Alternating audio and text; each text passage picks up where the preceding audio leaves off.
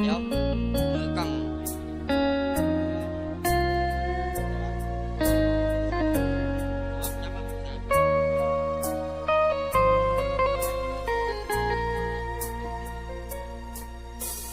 ฮักที่เจ้าให้มา มันมีค่าสำหรับตัวอายบอกเคยสิทำร้า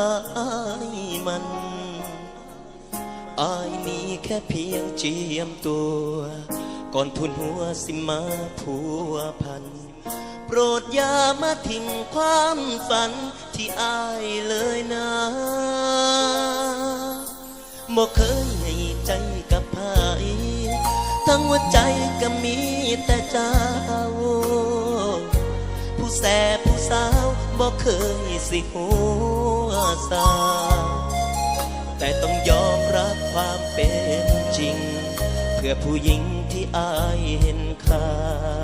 ให้คนใหม่ที่เขาเข้ามาดูแลให้ดี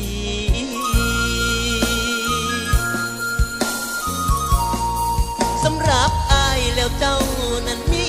ค่าที่ผ่านมาอายหักเขาจริงให้เกียรติน้องเป็นผู้หญิงที่อายนั้นมีอยากเอ่ยปากเรียกเธอว่าแฟนเดินควงแขนสักครั้งก็ยังดีอยากให้รู้ว่าที่เห็นแบบนี้อายมีเหตุผล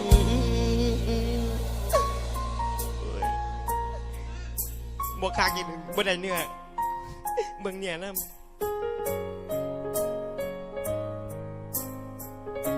อ่อนซ่อนคนเล่นพี่นะ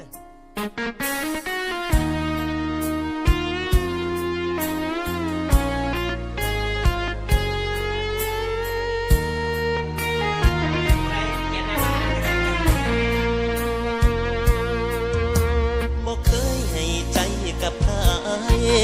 ทั้งหัวใจก็มีแต่เจ้าผู้แสบผู้สาวบอกเคยสิหัวสาแต่ต้องยอมรับความเป็นจริงเพื่อผู้หญิงที่อายเห็นค่าให้คนใหม่ที่เขาเข้ามาดูแลให้ดี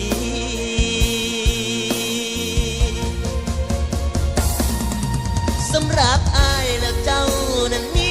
ค่าที่ผ่านมาอายหักเจ้าจริงให้เกียรติน้องเป็นผู้หญิงที่อายนั้นมีอยากเอ่ยปากเรียกเธอว่าแฟนเดินควงแขนสักครั้งก็ยังดีอยากให้รู้ว่าที่เห็นแบบนี้อายมีเหตุผลแค่อยากบอกให้น้องเข้าใจไอ้บอกเคยคบใครหลายคนมีแต่เจ้าผู้เดียวหน้ามนเสื้อใจอ้ายเด้ออ้ายรักเจ้าบ่ได้อีหลีทั้งที่ใจนั้นมีแต่เธอยังหวังดีกับน้องเสมอบอกเคยเปลี่ยนใจยังหวังดีกับน้องเสมอบอกเคยรักใคร